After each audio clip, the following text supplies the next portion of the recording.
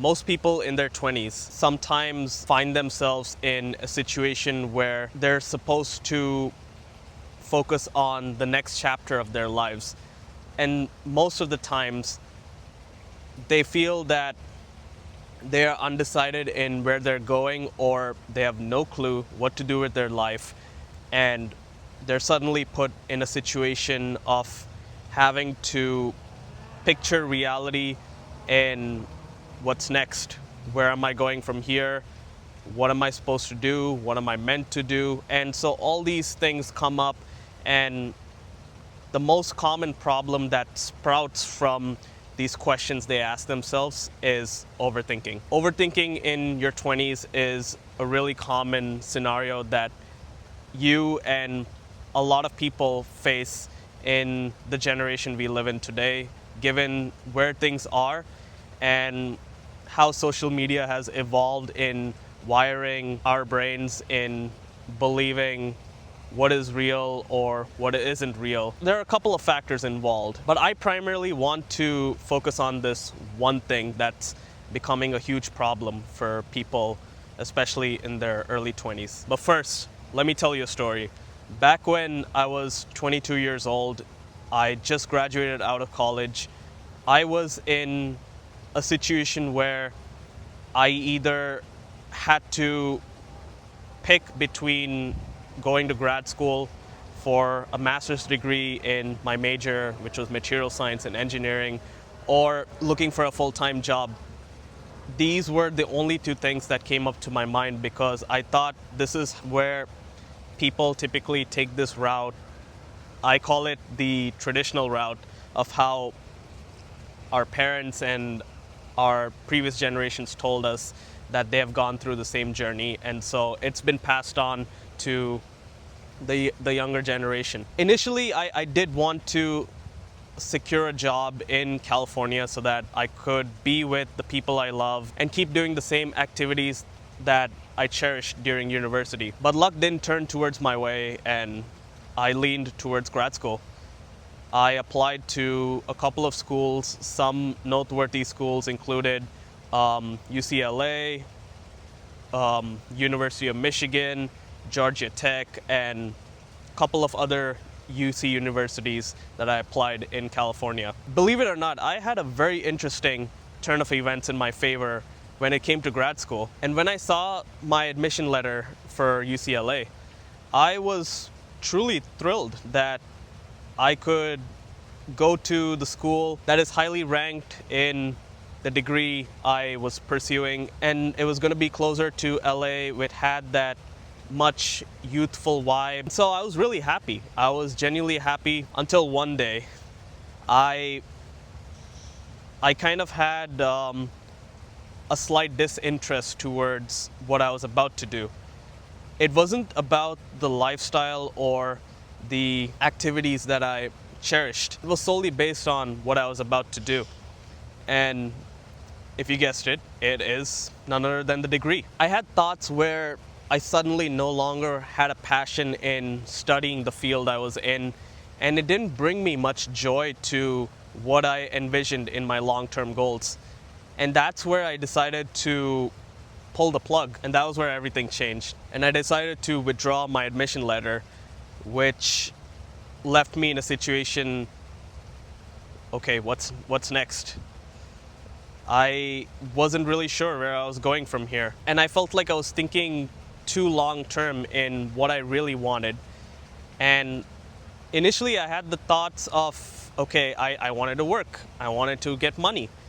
And at that point, the only thing I could think of was working for my dad in his rim manufacturing business, which is located in Detroit, Michigan. I decided that, okay, I'm just gonna go on to building myself, and lo and behold, I dropped the ball. I left California and moved to Michigan as soon as I graduated. And the reason why I'm mentioning this story is to make a statement of how I was bouncing back from decision to decision, constantly overthinking about what did I really want. And this was only when I realized when I moved to Michigan and I looked back on it. Today I sometimes feel a little bit of uncertainty in where I'm going.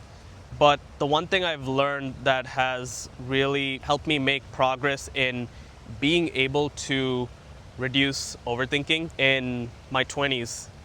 I mean, I'm 23, so I will say I'm still learning. If you're overthinking in your 20s, especially if you just graduated from university or you are in a situation that you have absolutely no clue what to do with your life, then I think you're definitely going to find the next part of this section really helpful to your understanding. I feel like most people in their 20s, they want to aspire towards building a lifestyle where they're happy, they're healthy, and they're fulfilled with what they're doing. But there are a huge chunk of people, and I used to be one of them, and sometimes I still am, that they need guidance in where they should be going and build that lifestyle they wish to achieve. If I had to pass on one thing I learned when I was 22, and if I could pass on to my 22-year-old self, it would be this. If you're in your 20s and you're overthinking every single thing, just don't. You shouldn't really be thinking about what to do. Instead, you should be more focused on doing and less thinking. You see? That's where overthinking gets reduced, where you think less and you do more. When you do more, you're engaging your brain in actually accomplishing something than doing nothing and just staying in like a huge hole, just waiting for a rainy day. You could do that if you want, but you can't keep doing that for the rest of your life. Sure, maybe you might have a certain period where you really don't know where you're going, but at some point you have to get out, right? Like, picture it this way. If you're driving a car and you're driving to your destination, wherever it may be, and you have two ways to get there. Either you go right or you go left. So if you had to pick one direction, you're gonna have to pick one direction, right? It's either right or it's either left. You can't just stay parked in the middle of the road not knowing where to go, right? So just pick a direction, pick anything and just move forward with it. Let's just say everything goes well, you reach your destination, great, keep doing it. If not, let's just say you picked the direction that didn't turn out to be in your favor, you can still keep doing it, except that you can go back to where you came and just start again. That is where I feel most people have completely ignored the concept of trying something then doing nothing. That is how I feel like I've been able to make more progress in reducing my overthinking. Like, as a matter of fact, even if I have to record this video right now, I'm thinking, what am I gonna say? What am I gonna tell anyone who's watching this right now? I'm just going to be sharing what's on my mind and what has genuinely helped me. It's definitely at least going to help someone out there who might be where I used to be a year ago. And you just have to keep moving. You just have to just try something and keep doing it. And the fun part is the 20s are meant for you to explore and build yourself. So why not use the time in exploring who you are as an individual and use it to create the life that you envision it to be? You will find a way. You will find a way to do it if you really want it to work, whatever it is you're doing. And I'm saying that with the opportunities we have out there, with the resources, why not take advantage, especially if you're in your prime and you have that young blood to just go and attack whatever you want to achieve. It's yours. You just got to start executing more and just thinking less about it. And even if you executed it and it didn't go your way, there's always something you can put in your pocket rather than walking away with nothing. Everything you do counts as life experience. Like, think of it like a video game that you're playing, except that you are your own main character and the world out there is your map for you to explore every single option and life skills. But I will be honest, even if you just follow what I said, even if you do whatever you feel like this could be a good start, or this can be a good skill to focus on while you're building yourself. Like, I want you to also understand that during this process, there are people who still feel like they're not where they are, and they picture themselves in a situation where they feel left behind, that they're not moving along with